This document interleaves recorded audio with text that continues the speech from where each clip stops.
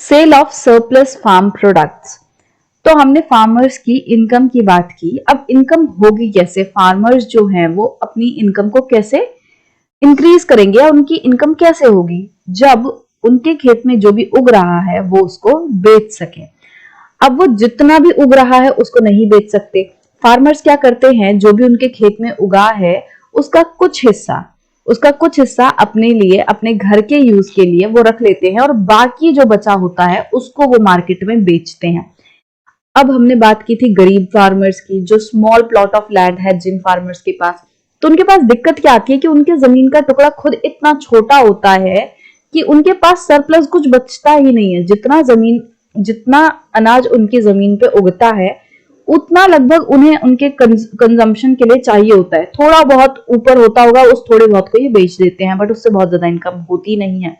तो मतलब कि अगर इनकम बढ़ानी है, अगर पैसा चाहिए, तो इनके खेत में सरप्लस जो है वो होना चाहिए और उस सरप्लस को बेचना भी एक इंपॉर्टेंट एक्टिविटी है। मतलब कि आपके खेत में जो सरप्लस हुआ है, सरप्लस मतलब जो एक्स्ट्रा है, एक तरीके से आपने अपनी कंजम्पशन के लिए रख लिया, उसके बाद जो बचा वो सरप्लस है, वो बाकी बचा हुआ है, एक्स्ट्रा है एक तरीके से, over and above your need है, तो उसको आप जाके मार्केट में बेचोगे। तो ये अपने आप में एक बहुत इंपॉर्टेंट एक्टिविटी है और इसीलिए 7 पॉइंट बना के इसको दिया हुआ है। अब इसको डिटेल में देखते हैं कि ये क्या है। Let us suppose that the farmers have produced wheat on their lands using the three factors of production. अब ये देख सोचते हैं, मतलब कि एक किसान है और वो किसान ने अपनी लैंड पे, जो उसकी जमीन है उस पे व्हीट प्रोड्यूस किए हैं, गेहूं प्रोड्यूस किया है, उन सभी फैक्टर्स ऑफ प्रोडक्शन को यूज करके जो कि हमने अभी डिस्कस किए हैं। हमने 3 फैक्टर्स ऑफ प्रोडक्शन को डिस्कस किया। कौन कौन से हैं वो? Land, labour and capital. तो इन तीनों को इस्तेमाल करके फार्मर्स ने क्या किया, अपने जमीन पे व्हीट मतलब गेहूं प्रोड्यूस किया। The wheat is harvested and production is complete. अब व्हीट जो है वो पका, फसल पकी और उस फसल को काट लिया गया, हार्वेस्ट कर ली गई और इससे क्या हुआ, प्रोडक्शन कंप्लीट हो गई। मतलब कि क्या होता है, बीज लगाते हैं जमीन में, पौधा उगता है, पकता है और आप फसल काट लेते हो, तो प्रोडक्शन कंप्लीट हो गई। What do the farmers do with the wheat? But अब इसके आगे क्या, बस वो जो भी उगा है, जो भी प्रोडक्शन हुई है, उसे क्या बस एक जगह पे रख दें ले जाके? उसके आगे क्या, उसके आगे भी तो कुछ होगा ना। They retain a part of the wheat for the family's consumption and sell the surplus wheat. तो ये मैंने आपको शुरुआत में ही इसीलिए थोड़ी सी समरी टाइप या जस्ट आपको दे दिया कि क्या होने वाला है।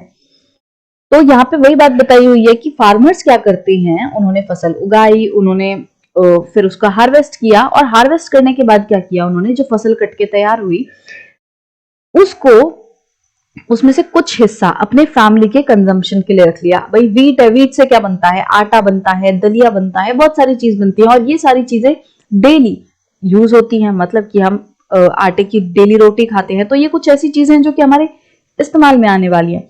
तो फार्मर्स का जितना भी उनकी नीड होती है, जितनी उनकी रिक्वायरमेंट होती है, उसके हिसाब से वो अपने लिए कुछ हिस्सा रख लेते हैं और बाकी जो बचा होता है उसको बेच देते हैं। Small farmers like Savita and Gobind's son have little surplus wheat because their total production is small, and from this a substantial share is kept for their own family needs. तो अगेन जो भी मैंने आपको थोड़ी देर पहले ही बताया था कि जो छोटे फार्मर्स हैं, जैसे कि सविता हो गई या गोविंद के जो बेटे थे, गोविंद के 3 बेटे थे। अब गोविंद के पास जितनी जमीन थी उसको 3 हिस्सों में बांट दिया। इसका मतलब हर एक बेटे के पास एक छोटा टुकड़ा आएगा जमीन का। अब इससे होगा क्या कि जब उनके जमीन का टुकड़ा बहुत छोटा है तो वो बहुत ज्यादा उस पर नहीं उगा सकते, उसमें प्रोडक्शन भी कम होगी। भले ही तुम कितने मॉडर्न फार्मिंग टेक्निक यूज कर लो, कुछ भी यूज कर लो, बट फिर भी जो प्रोडक्शन है वो काफी कम रहेगी। और उससे क्या होगा कि अब वो अपनी नीड को तो कम नहीं कर सकते, उन्हें पता है कि उनको इतना गेहूं अपने साल भर की कंजम्पशन के लिए चाहिए। मान लो एग्जाम्पल के तौर पे 100 केजी जो गेहूं है, खैर इसे ज्यादा ही चाहिए होता है, बट एग्जाम्पल के तौर पे मान लो आप कि साल भर में उन्हें 100 केजी गेहूं जो है वो चाहिए। ठीक है, अब 100 केजी नहीं होगा तो वो भूखे मर जाएंगे, उनकी रिक्वायरमेंट, उनका पेट नहीं भरेगा, वो पूरी नहीं होगी। तो इनको क्या करना पड़ेगा, जितना भी इनके खेत में उगा है, मान लो इनके खेत में कितना होगा, इनके खेत में होगा 110 केजी होगा। ठीक है, अब 110 केजी में से ये अपनी रिक्वायरमेंट कम नहीं कर सकते, इनको पता है कि भाई कम से कम 100 केजी गेहूं तो मुझे अलग से रखना ही पड़ेगा, तब जाके मैं अपने परिवार का पेट भर पाऊंगा, नहीं तो घर वाले भूखे मर जाएंगे। तो इनको 100 केजी अलग से रखना ही पड़ेगा, ठीक है। अब बाकी कितना बचा, सिर्फ 10 केजी। अब वो 10 केजी को जाके मार्केट में बिकाए, तो इससे इनकम कितनी होगी, 10 केजी से बहुत ज्यादा नहीं होगी, कम होगी, है ना। तो हो क्या रहा है, जो स्मॉल प्लॉट ऑफ लैंड होती है, जो छोटे फार्मर होते हैं, उनके जमीन पे जितना भी उगता है उसका ज्यादा बड़ा हिस्सा वो अपनी फैमिली के लिए रखते हैं, क्योंकि भाई रिक्वायरमेंट ही ऐसी है। पूरा टोटल प्रोडक्शन 110 की हुई है, 110 में से 100 तो उन्हें अपना रखना ही पड़ेगा, क्योंकि वो रिक्वायरमेंट है, भूखे मर जाएंगे। और बाकी जो बचा, अब वो चाहे कितना ही बचे, चाहे 10 हो, चाहे 20 हो, चाहे कितना ही बचे, बाकी वो बेच देंगे। अब मान लो कोई बड़ा फार्मर है, बड़ा फार्मर भी ऐसा ही है, उसके परिवार को भी लगभग 100 केजी चाहिए, ठीक है, खाने के लिए। अब उसके खेत में कितना हुआ, उसके खेत में लगभग मान लो 600 केजी उसके खेत में गेहूं उगा है, तो वो क्या करेगा, इस 600 में से 100 रख लेगा और बाकी 500 जो है वो बेच आएगा, उसको बेच देगा। और इस 500 से जो पैसा कमेगा वो डेफिनेटली ज्यादा होगा। तो ये जो पर्सन है वो अमीर होगा, ये जो बड़ा फार्मर है इसके पास और ज्यादा पैसा आएगा, और ये जो छोटी जमीन वाला पर्सन है उसके पास कम पैसा रहेगा, क्योंकि उसने कम सामान बेचा है। So it is the medium and large farmers who supply wheat to the market. तो हम कह सकते हैं कि मार्केट में जितना भी गेहूं आता है वो ज्यादातर किसके थ्रू आता है, मीडियम एंड लार्ज फार्मर्स के थ्रू आता है, क्योंकि मीडियम एंड लार्ज फार्मर के पास इतनी प्रोडक्शन है कि वो अपने लिए भी बचा लें और फिर बाकी उनके पास इतना बच जाता है कि वो बेच दें उसे। स्मॉल फार्मर्स के पास इतना नहीं बचता, इतना ज्यादा नहीं होता कि वो मार्केट में बेच सके। In the picture 1.1, you can see the bullock carts streaming into the market, each carrying loads of wheat. तो इस चैप्टर के शुरुआत में एक पिक्चर दी हुई है, ये सीन ऑफ विलेज पिक्चर 1.1। अगर इसमें आप देखोगे तो एक बुलक कार्ट है, ठीक है, और इस बुलक कार्ट में क्या है, गेहूं लदे हुए हैं, मतलब कि जो भी प्रोडक्शन है वो बोरियों में लदा हुआ है। इसी तरीके से पीछे देखोगे ट्रैक्टर है, उसमें भी कुछ सामान जो है वो जा रहा है। The traders at the market buy the wheat and sell it further to shopkeepers in the town and cities. तो जो किसान है उसने क्या किया, किसान ने अपना गेहूं, अपना जो भी उसने प्रोड्यूस किया है उसको ले जाके ट्रेडर को दे दिया। अब ट्रेडर कौन है, ट्रेडर एक तरीके से ना एक ऐसा पर्सन है जो किसान से तो खरीद रहा है और बाद में मार्केट में कौन पहुंचा रहा है, जो आपकी दुकानें हैं जिनसे आप खरीदते हो उन दुकानों पे पहुंचाने का काम कौन कर रहा है, वही ट्रेडर कर रहा है। आप ट्रेडर को होलसेलर की तरह मान सकते हो। होलसेलर क्या करता है, वो फैक्ट्री से सामान लेता है और जो छोटी छोटी आपके पास आपकी घर के आसपास दुकानें होती हैं फिर उन दुकानों में वो होलसेलर सामान पहुंचाता है। तो ट्रेडर कुछ उसी तरीके से है कि वो किसानों से तो सामान लेता है, किसानों से जो भी गेहूं वगैरह होता है वो ले लेता है और फिर उनको जो दुकानदार हो गए या फिर जो सिटीज हैं वहां पे देता है। तो ट्रेडर क्या करता है, वो फार्मर एंड जो शॉपकीपर्स वगैरह होते हैं उनके बीच का एक माध्यम है। फार्मर अपना गेहूं बेचेंगे ट्रेडर को और ट्रेडर आगे अलग अलग छोटी छोटी दुकानों में और अलग अलग सिटीज में जो शॉप्स चल रही हैं वहां पे जो ट्रेडर है वो सामान को दे देगा। Tejpal Singh, the large farmer, has a surplus of 350 quintals of wheat from all his lands.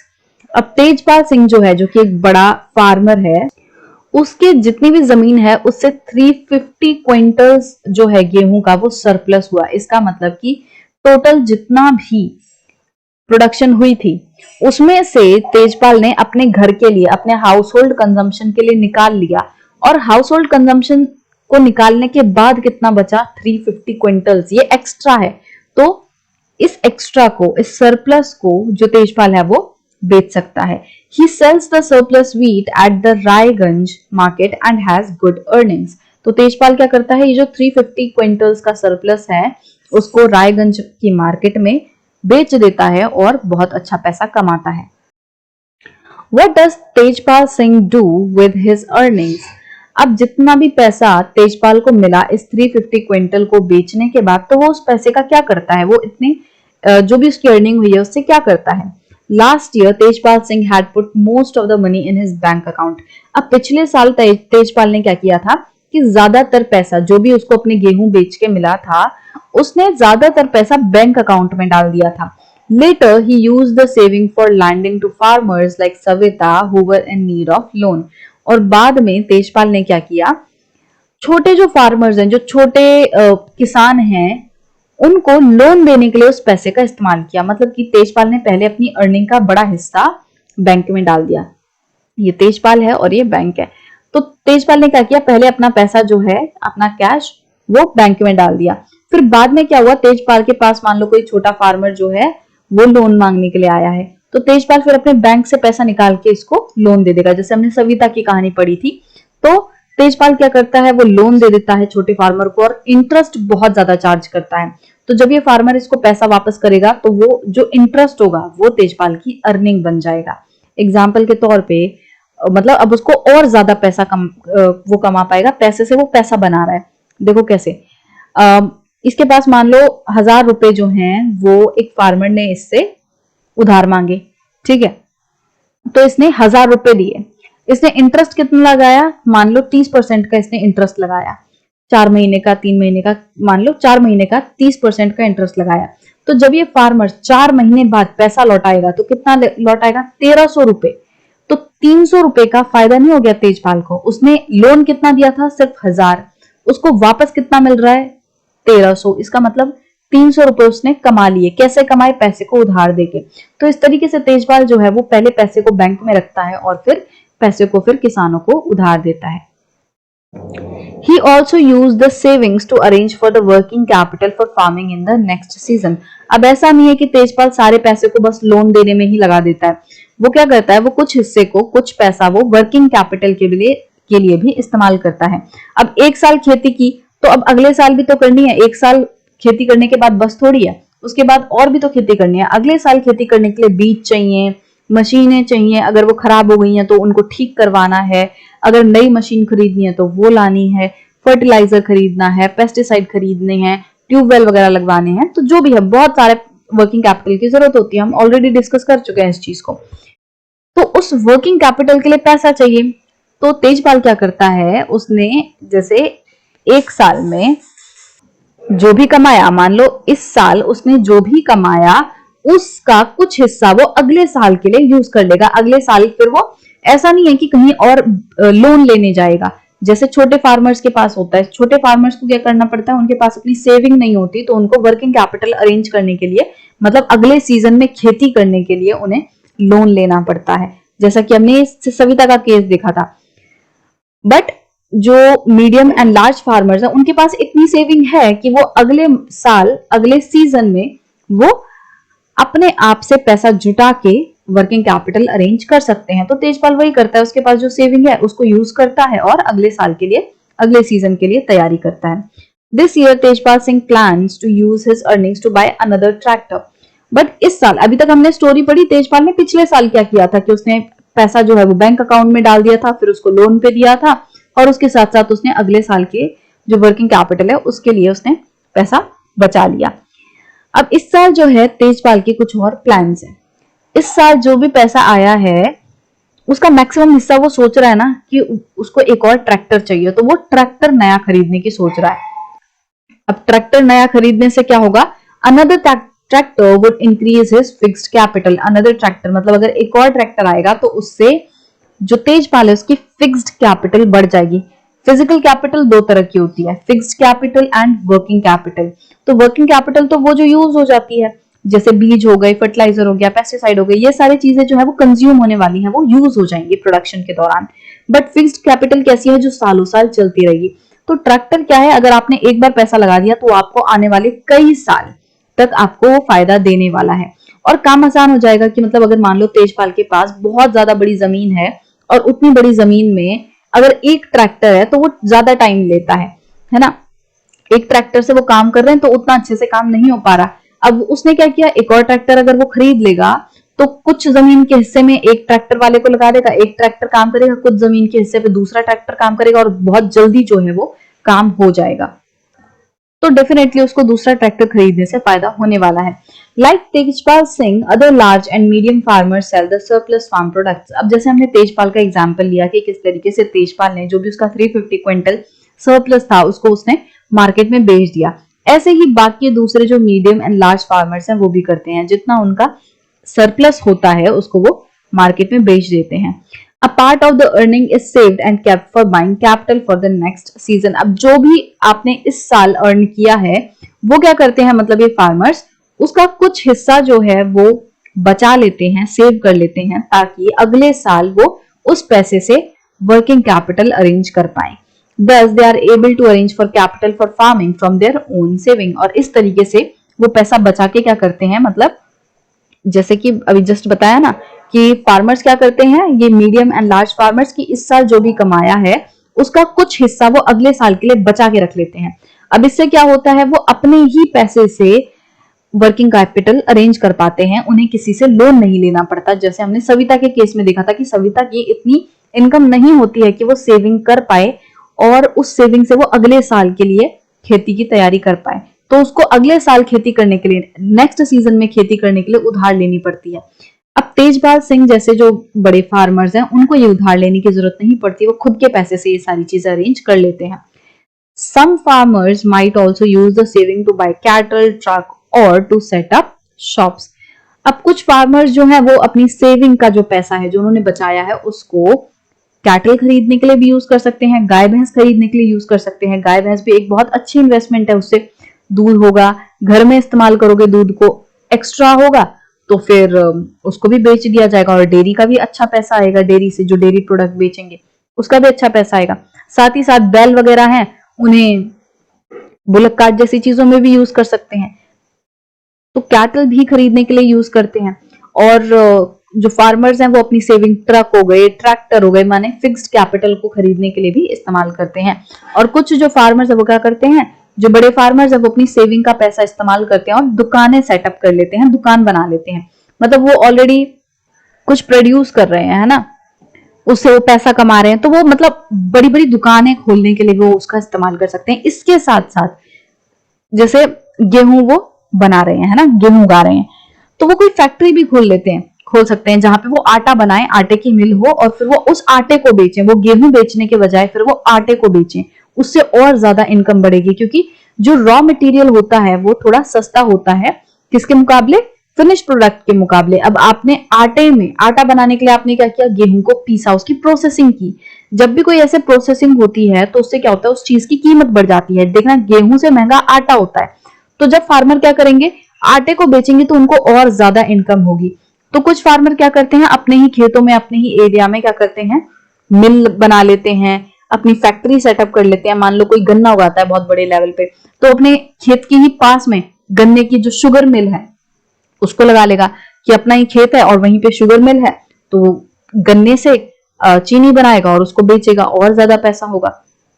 तो इस तरीके से जो लोग हैं, जो बड़े फार्मर्स हैं, वो अपने पैसे को, अपनी सेविंग को अलग अलग तरीके से यूज करते हैं जिससे कि और उनकी इनकम बढ़े। As we shall see, these constitute the capital for non-farm activities। अब ये आपको क्यों बताया कि वो अपनी सेविंग से क्या करते हैं, वो कैटल खरीद सकते हैं, ट्रक खरीद सकते हैं, वो शॉप्स खड़ी कर सकते हैं। ये सारी चीजें आपको ये बताने के लिए भी की ताकि जो आप अगला सेक्शन पढ़ोगे उसको आप समझ सको। क्योंकि ये जितनी भी चीजें हैं, कैटल हो गई, शॉप वगैरह हो गई, ये सारी चीजें क्या करती हैं, ये नॉन फार्म एक्टिविटीज के लिए कैपिटल की तरह काम करती हैं। मतलब कि फार्मर्स क्या कर रहे हैं, अपने फार्मिंग का जो भी उनका काम है उससे वो प्रोड्यूस उगा रहे हैं, सरप्लस को वो बेच रहे हैं, बेच के जो भी पैसा मिला उसको वो, उसका कुछ हिस्सा वो अगले साल के लिए बचा के रख रहे हैं ताकि अगले साल वो खेती कर पाए, उसके लिए वर्किंग कैपिटल जुटा पाए।